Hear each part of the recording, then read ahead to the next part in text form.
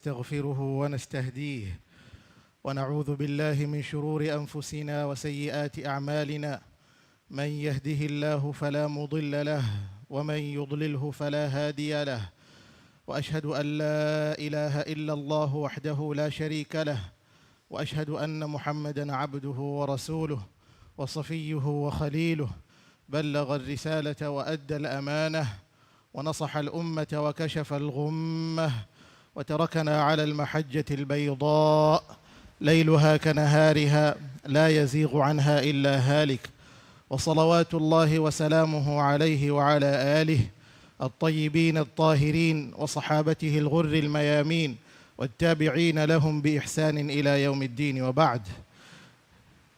فيا عباد الله، أولاً أوصيكم وأوصي نفسي بتقوى الله، فقد فاز المتقون، حيث قال الله سبحانه: أعوذ بالله من الشيطان الرجيم، ولقد وصينا الذين أوتوا الكتاب من قبلكم وإياكم أن اتقوا الله.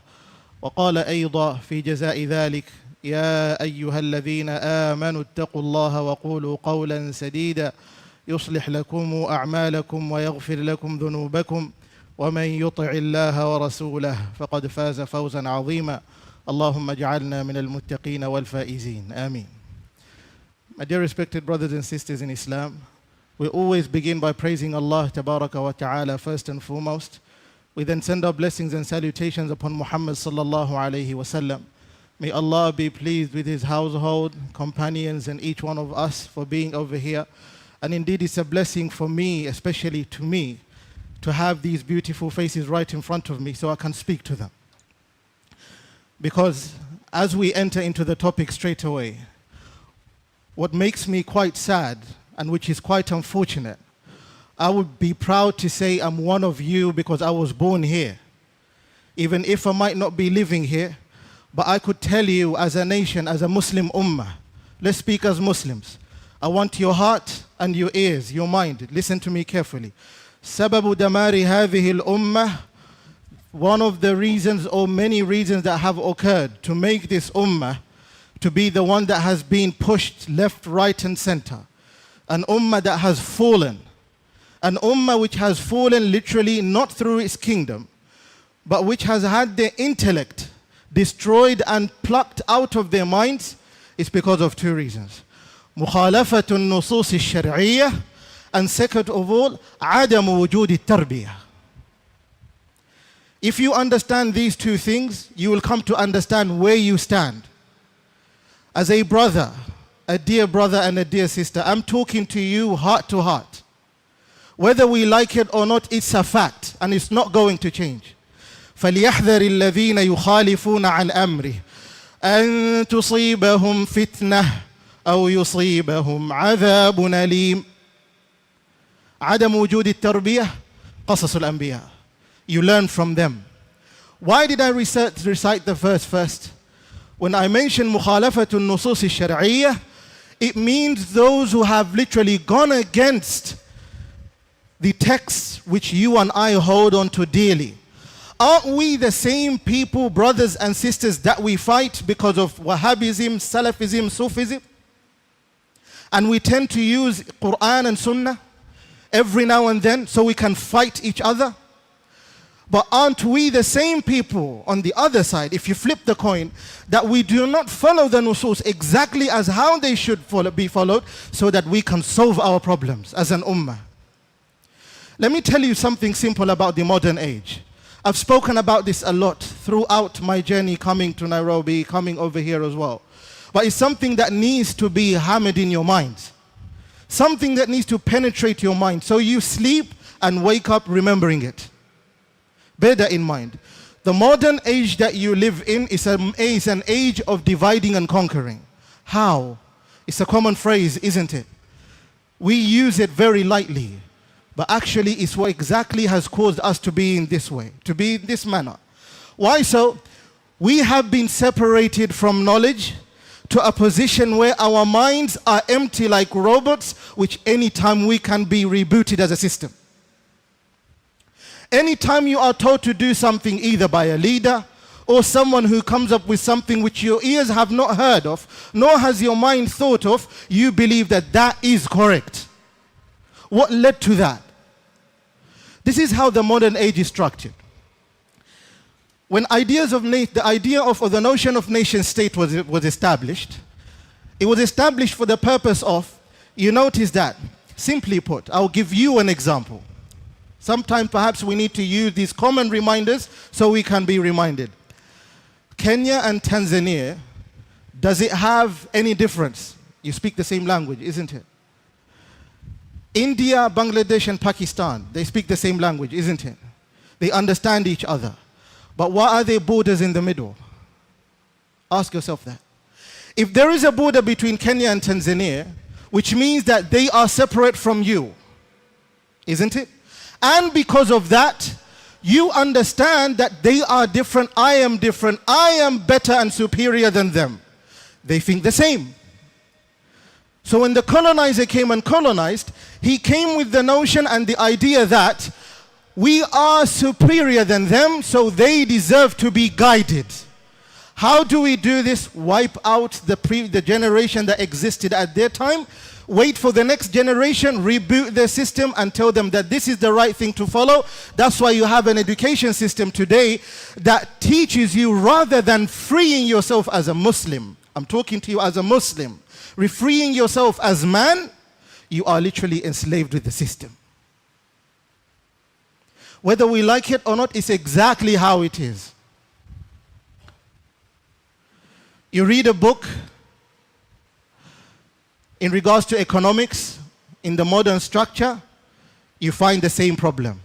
I can literally tell you, yesterday I was in a dars in regards to zakah. You study about zakatu urud al-tijara. What is it? If you have commodities and you want to give zakah in them, how does it work? A student asked a very simple question. Student just like me.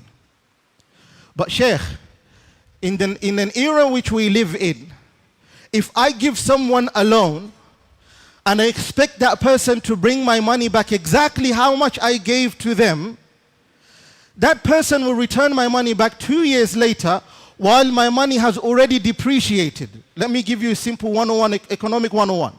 Economics 101, this is how it works. You leave your money in the bank, bear this in mind. Banks and institutions did not exist. Institutions as organizations where children sought education did not exist. This is a new phenomenon established literally just 1 century ago. Hence, it is always repeated, not from my words, academics' words. They always say knowledge is borderless, especially in our faith. In our faith, knowledge is borderless. You can attain knowledge wherever you are. If you go back to the economics, this is how it works. I give you 1,000 shillings. 2 years later, that 1,000 shillings is equivalent to 800 shillings because it has depreciated. Should that person return back to you 1,200 for the money that you've lost? The answer is, in Sharia, it's not. Because money was put on the weight of gold and silver, according to the Sharia. Does anybody know that? Majority of us perhaps do. But that's the law. That's our law, which we should be proud of as Muslims. هو سماكم المسلمين من قبل وفي هذا لماذا ليكون الرسول شهيدا عليكم وتكونوا شهداء على الناس. Ibrahim alayhi salam, out of his love for his people, وإذ ابتلى إبراهيم ربه بكلمات فأتمهن قال إني جاعلك للناس إماما. The modern age teaches you خلاف ما قال إبراهيم عليه السلام. Selfishness, stinginess, ananiya, al-anawiyah. It's me and me and me, my family, they all come first. وهكذا نربى في هذه الأزمنة.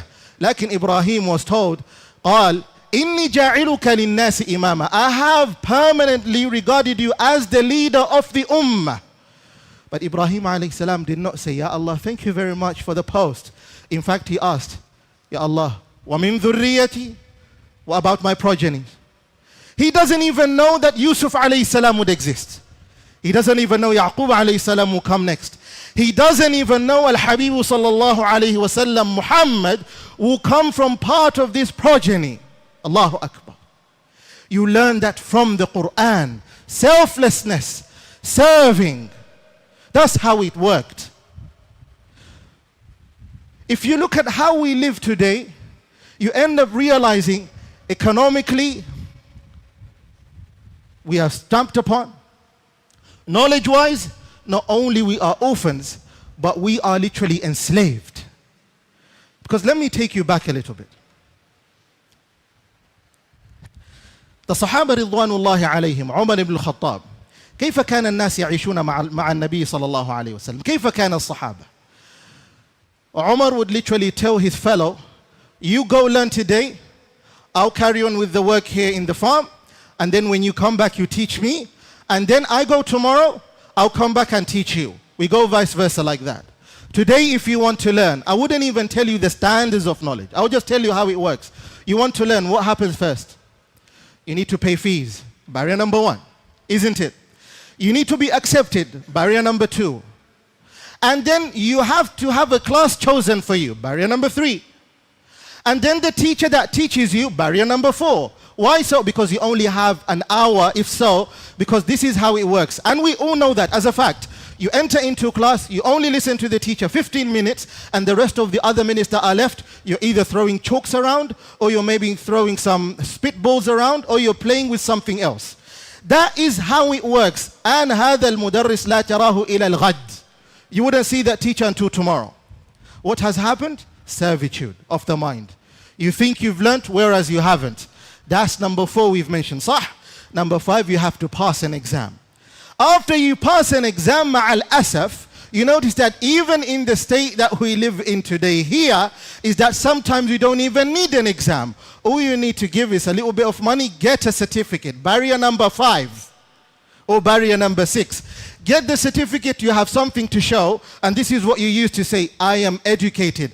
Now, barrier, which is the greatest of barriers, your belief is this. I have learnt, went to university, I finished my PhD, I'm wearing an entire what? A thobe on top, or a robe showing that I have a PhD, and I have my certificate, it's on the wall, clinging on the wall, and that's it. I deserve that position. I have to be the one that takes that job. Who told you you're deserving? Who told you you're deserving? How did the ummah work? I gave a simple example yesterday and I don't want to use the same. I'll use another alim. I used the example of Abdul Rahman al-Saghir al-Akhdari. I used that example. You want to see it? Go watch the podcast. But I will tell you this. There's another one. Ibn Abi Zayd al-Qayrawani. Who was he? Abu Abdullah Ibn Abi Zayd al-Qayrawani. The man who wrote Al-Risalah fi madhhab al-Imam Malik. This man, when he wrote this, قال أني كتبت هذا بعد مشاورة أصحابي للأطفال. Allah, subhanallah. I wrote this book for young children, literally 11, 12 years old. Who studies it today? I promise you, go to university, you will never study the book. That is a fact. Old adults, people that have responsibility, some of them have gray hair, they will never study this book.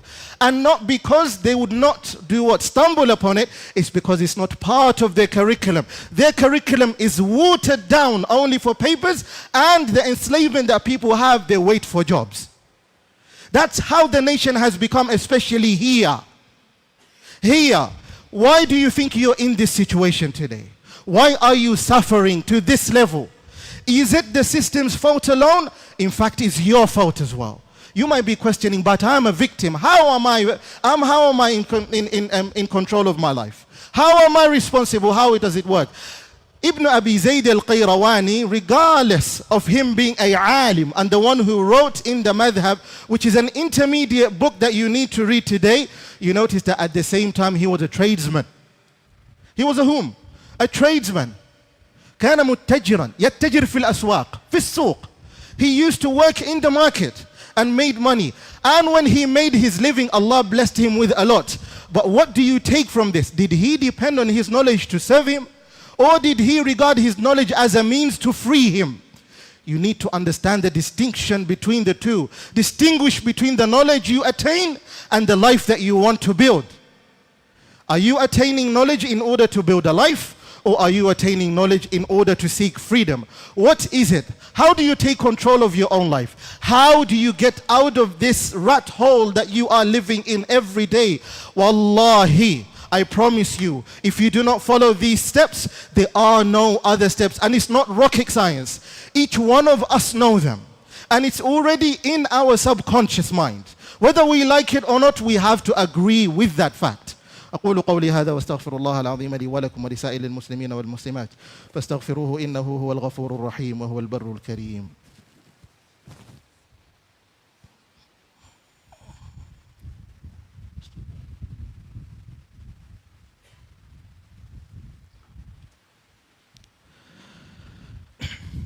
الحمد لله على إحسانه والشكر له على توفيقه وامتنانه وأشهد أن لا إله إلا الله وحده لا شريك له تعظيما لشانه وأشهد أن محمدا عبده ورسوله الداعي إلى رضوانه صلى الله وسلم وبارك عليه وعلى آله وخلانه وسلم تسليما كثيرا وبعد. إخوة الكرام, first of all, we need to understand this point. It's a very important element in our lives. We always read Quran. هذه الأمور التي ذكرناها والأسباب التي نمشي بها, the reasons that we are going with right now, there are many other factors, but these are among the main reasons. We need to understand if we are not to change them, then nothing will change. Number one, what led to the fact that people would go against the text? مخالفة النصوص الشرعية. Number two, what led people to have عدم وجود التربية? That there is no right nurturing. And we always speak about this. Nurturing does not occur only in the household, but it's actually beyond that. It starts in the house, goes to the community, and even goes to the system. Far and beyond. All of these لسبب قلة العلم. Lack of knowledge. وعندما أقول العلم لا أقول العلم المقصود في ماذا؟ في الجامعات وفي المدارس التي عندنا الآن. Not in the madaris that we have today, or the universities that you go to and expect that it will provide you that freedom. حاشا وكلا. لكن العلم الشرعي علم دينك الإسلام. The knowledge of your Islam. You are praying as a Muslim. You are the one fasting as a Muslim. You are the one that wants to go to Hajj as a Muslim. وعندك الأركان الإسلام هذه الخمسة. But the question is, when you're asked to even answer one on correcting your deed, you don't even have an answer. The next answering that you have is, I'll ask a Sheikh and a Sheikh will answer me. حرام عليك وعار عليك. That is first of all prohibited upon you, and it's a shame upon all of us as a Muslim nation. It was the عادة 200 years ago or 100 years ago that عندما يأتي جيل ويربى هذا الجيل, a generation, when it comes up and it grows, they are taught these 5 pillars in and out. It was part of their ثقافة, part of the culture, let alone the norm. It was the culture. If a child grows up who wants to go and do business, who wants to become a pilot, where do you think cameras came from? Who is the inventor of algebra? Who is the one that established chemistry? It's us Muslims.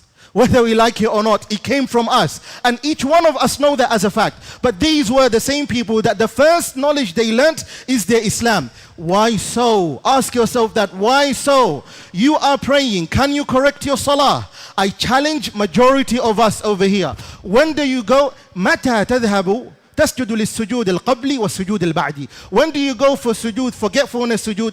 After salam and before salam. Answer me that. Answer me this. If I forget to recite a Fatiha, do I remove the whole rak'ah, or I literally repeat the whole salah after completing the salah I have? That's number 2. What are the shurut of whom? A ma'moom. What are the shurut of a musalli? What are the conditions of an imam? Your imam will come and lead salah over here. وَلَيْسَ مُؤَهَلًا لِلْإِمَامَةِ. He's not even prepared for imamah. We don't want to hear this, but it's the bitter truth. We like it or not, it's a fact.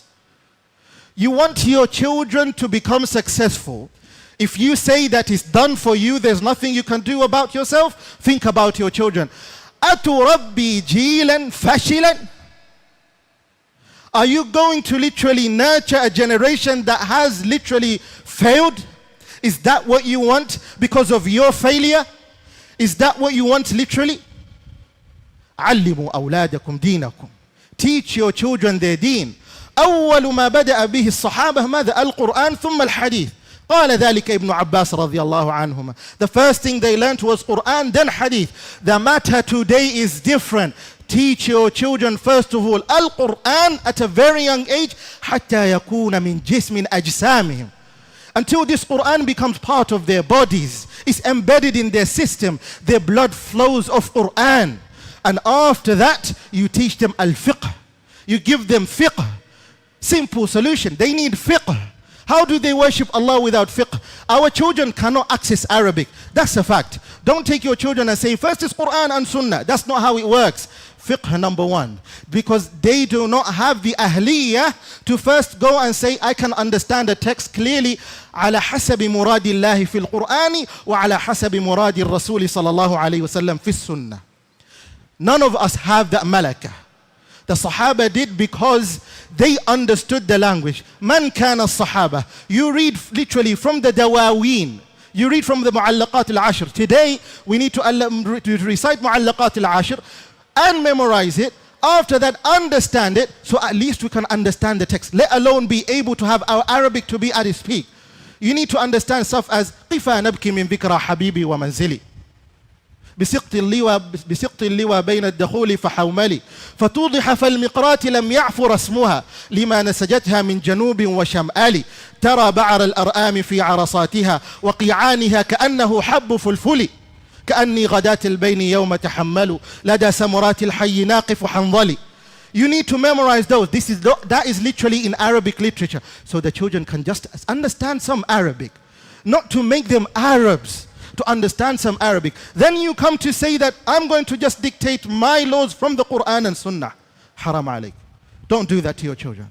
You are literally murdering them. Do you know what's the greatest genocide of the 21st century? Does anyone know what's the greatest genocide of the 21st century? You might say people are being bombed in Palestine, people are being bombed in Burma, people are being bombed in Iraq. But I'll tell you, this is the greatest genocide. Intellectual genocide. Intellectual genocide. The genocide of the minds. Because once you literally strip away knowledge from children, they will be controlled like Baha'im. They will literally be controlled like animals. Anyone will tell them anything and they will believe it. Anyone will tell them anything and we will believe it. And you and I are victims of this, whether we like it or not. أول ما تعلم أولادكم القرآن ثم الفقه. You teach them fiqh second, so they can worship Allah properly. Then the rest follows like that. إن أردت أن يكون ولدك عالما, you take from there. After that, they grow. وينمو هكذا. You take knowledge first of all. Now let me tell you something. When we decided to defy everything لمخالفة النصوص الشرعية, one of the things that Allah has promised us as a shart is this. We won't be able to finish the entire khutbah as you think. The rest of the khutbah will carry on in Masjid al-Huda in Sparky. We're going to go there today. عند أبي حمزة. Inshallah ta'ala. But I'll just stop with this one little bit. مخالفة النصوص الشرعية. Your problems that you are facing today. يقول الله تبارك وتعالى في محكمه التنزيل. ماذا يقول؟ In Surah Muhammad. يا أيها الذين آمنوا إن تنصروا الله ينصركم ويثبت أقدامكم. What does that mean? You look at the verses. Now let me tell you how Arabic is not sufficient between between us. You go read the tafasir, you go read the Quran, and the next thing you said, but Sheikh, this verse when it was revealed for the sake of jihad. Who told you that it applies only on jihad? أليس القرآن صالح لكل زمان ومكان? Isn't Quran relevant for every era and every place we are on this earth? Then Allah addresses you and I as believers. Oh believers, it's an honor, the badge of honor on your shoulder. Number one, Second of all, Allah says what? In tansurullah. The condition is you do what? You support Allah. The cause of Allah. How do you support the cause of Allah? This is how you support the cause of Allah. You don't need to establish something that which is broken. We live in an era right now, according to the modern structure, it is impossible to revive anything that you desire. لأن ذلك مخالفة حديث رسول الله صلى الله عليه وسلم as well. You wanting to revive that which is already dead, it is مخالفة, going against the hadith of Rasulullah صلى الله عليه وسلم. ماذا قال؟ لتنقضن عرى الإسلام عروة عروة فكلما انتقضت عروة تشبث الناس فيما على ماذا؟ على الآخر وأولها وأولاها الحكم وآخرها الصلاة. The clothing of Islam, the mithaq that Islam, the Muslims gave to Allah, the covenant, the promise that we gave Allah, the loyalty that we gave Allah, that once is already removed and stripped from us, is going to be removed piece by piece by piece. And every time one is removed, Muslims are only going to hold on to a piece of what is right in front of them, because it's impossible to go for the one above it. We don't have that taqah. We don't have that ability. So what do? The Messenger ﷺ said it. We hold on to what we have right now. What is the first that will be removed from the Muslims? Al-hukm, ruling, law, sharia. Do we have that? Do we have a hukm? You call a dawla Islamiyya today, does it have an entire Muslim sharia? Sharia al-Islamiyya? La, no one. No one has it. It's all human rights and whatever al-qawaneen al-alamiyya ta'ti biha.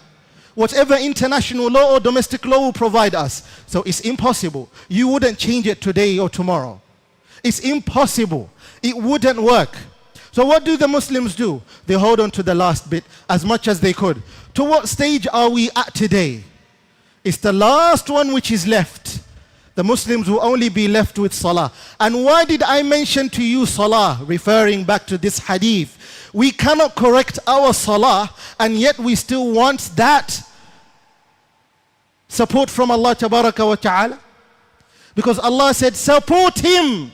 Learn what he wants. Did Rasulullah go to Mecca and start waging a war? No, he did not. He only dealt with the people intellectually, through knowledge. Knowledge, al-ilm, ya jama'at al-khair. Al-ilm, laysa laka shay'un akhar. When you are equipped with knowledge, it's your power. It frees you, especially this knowledge of Islam. In tansurullah, you understand Allah, yansurkum. Allah will do what? Support you in your life. You fear rizq, Allah will support you. The concept of rizq, we'll discuss it tonight. What should you do in order to live a balanced life?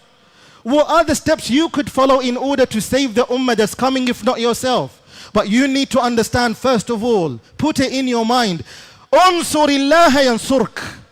Support Allah, Allah will save you. Allah will support you. Because beyond that, when you support Allah and you hold on to the path of Allah by learning the dislikes and the likes of Allah, يُثَبِّتْ أَقْدَامَكُمْ. Allah will make your feet firm. Not that you'll be able to stand long like a security guard. That's not what I mean. What it means, that's why I said things are metaphoric in the Quran. You need to understand the Arabic, where it comes from. لِمَاذَا نَدْرُسْ كُلَّ هَذِهِ الْعَرَبِيَّةِ وَالْأَدَبِ وَالْبَلَاغَةِ. Why do we study all of these? نقرأ الكتاب لفهم الكتاب أو نتعلم الكتاب لفهم الكتاب. What does that mean? We are studying the book so that we can understand the book. It doesn't make sense, isn't it? النحاة جاء بهذا. Grammarians are the ones that came with this term. We read the book of Sibawayh so that we can understand the book of Allah. It is the qimma of what? Arabic grammar. It is the qimma of Arabic grammar. How do you reach to those stages? I mentioned that, and I'm going to finish with that bi'idhnillah al-kareem, to show you how much izzah Allah has given you, not the wish-wash knowledge that you think would serve you and your life. In order for you to be a grammarian, you need to go from book 1, book 2, book 3, book 4, book 5, book 6, book 7, book 8. 8 books, and every single book is bigger than the other. Do you know how small the book that you have, which you read on the first book? You need to study it, I'm just going to give you the pages. The sharh of it is about 250 pages. And each page needs a sheikh to break it down for you. And you need to be able to explain every page, line after line. That's number one. And maybe perhaps he only has 25 masail, or maybe 50 masail. Just only 50 issues related inside there. The next book has more than half of that. The next one has more than half of that. Until you go to Alfiyat ibn Malik, it has more than 500 masail in it. That's the knowledge Allah has favored you with. You take another one. You want to save and support Allah, and you take knowledge other than that which is Allah's one. You want to understand Allah, and you want to take a path other than that which Allah wants to give you. أَيَبْتَغُونَ عِنْدَهُمُ الْعِزَّةِ. You're going to take honor from people that literally have stripped you away from your knowledge. And then you expect that you will be saved from the torments that you are going through in your life. فإن العزة لله جميعا. يا جماعة الخير، العلم وأولادكم، العلم وأولادكم، العلم وأولادكم. Knowledge and your children. Bear that in mind. If you cannot save yourself, support the cause of your children. If you do not support the cause of your children, let alone you, wallahi, you will not even have a child to do dua for you. I remember my grandfathers because of the place that they were at, and I do dua for them. Walhamdulillahi ala dhalik. Because of their righteousness. But if it wasn't for their righteousness, I wouldn't have been in this situation. It's بفضلهم صرنا إلى هذا المرتبة. Because of their bounties and their hard work that they've done, that's why we are in this position. وأما الغلام فكان أبواه مؤمنين فخشينا أن يرهقهما طغيانا وكفرا. Bear that in mind. May Allah subhanahu wa ta'ala guide us all, and may Allah show us the right path. ألا وصلوا وسلموا على رسول الله كما أمر الله سبحانه. إن الله وملائكته يصلون على النبي يا أيها الذين آمنوا صلوا عليه وسلموا تسليما. اللهم صل على محمد وعلى آل محمد كما صليت على إبراهيم وعلى آل إبراهيم. اللهم بارك على محمد وعلى آل محمد كما باركت على إبراهيم وعلى آل إبراهيم في العالمين إنك حميد مجيد. ورضي الله على الأربعة الخلفاء الراشدين وعلى سائر صحابة رسول الله أجمعين. اللهم أعز الإسلام والمسلمين وأذل الشرك والمشركين ودمر أعداءك أعداء الدين يا رب العالمين. اللهم انصر إخواننا في كل مكان يا رب العالمين. اللهم انصرهم نصرا مؤزرا يا أرحم الراحمين. عباد الله، إن الله يأمر بالعدل والإحسان وإيتاء ذي القربى وينهى عن الفحشاء والمنكر والبغي يعظكم لعلكم تذكرون. اذكروا الله العظيم الجليل يذكركم واشكروه على نعمه يزدكم ولذكر الله أكبر والله يعلم ما تصنعون. أقم الصلاة.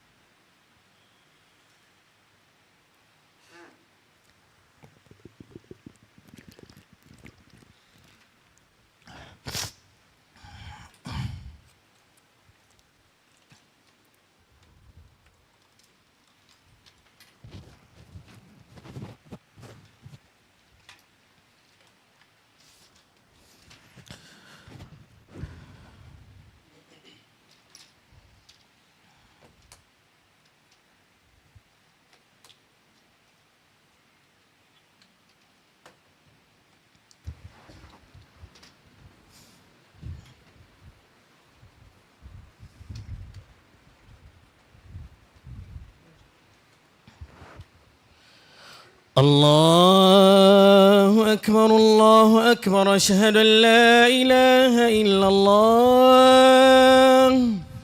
أشهد أن محمد رسول الله. حي على الصلاة حي على الفلاح. قد قامت الصلاة قد قامت الصلاة. الله أكبر الله أكبر. لا إله إلا الله.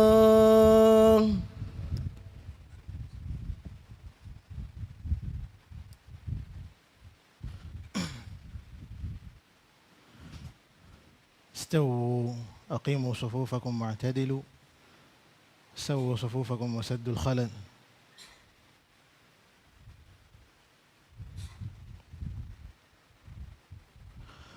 الله أكبر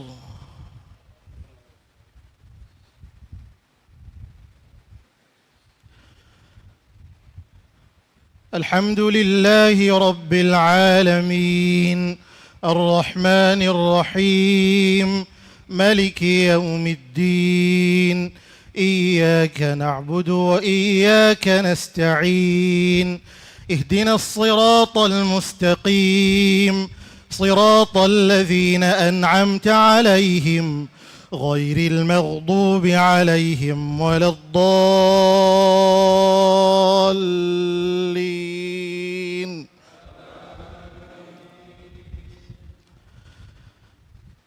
يا أيها الذين آمنوا إذا نودي للصلاة من يوم الجمعة فاسعوا إلى ذكر الله وذروا البيع ذلكم خير لكم إن كنتم تعلمون. فإذا قضيت الصلاة فانتشروا في الأرض وابتغوا من فضل الله واذكروا الله كثيرا لعلكم تفلحون. وإذا رأوا تجارة أو لهوا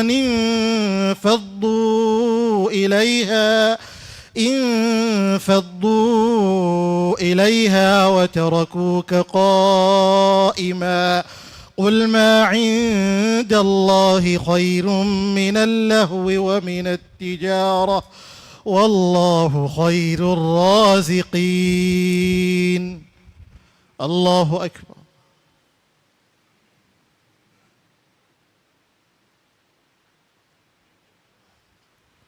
سمع الله لمن حمده.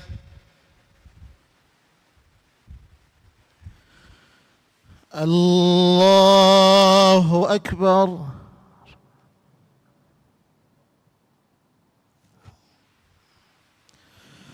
الله أكبر.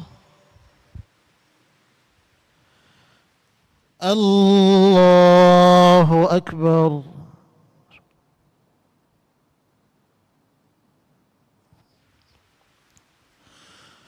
الله أكبر. الحمد لله رب العالمين الرحمن الرحيم ملك يوم الدين إياك نعبد وإياك نستعين اهدنا الصراط المستقيم صراط الذين أنعمت عليهم غير المغضوب عليهم ولا الضالين.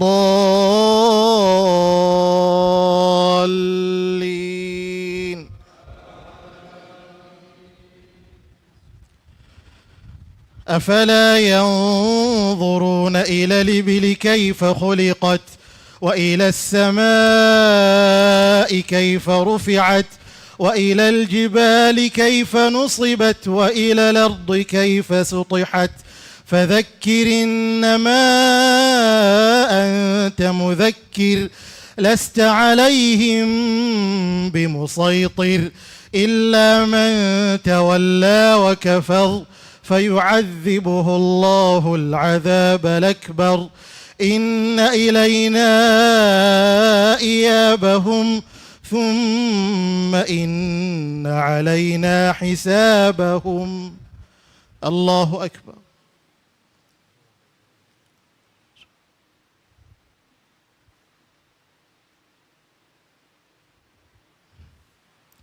سمع الله لمن حمده. الله أكبر.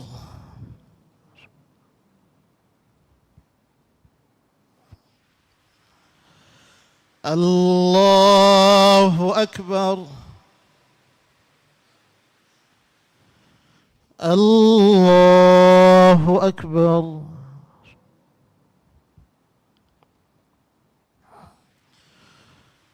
الله أكبر.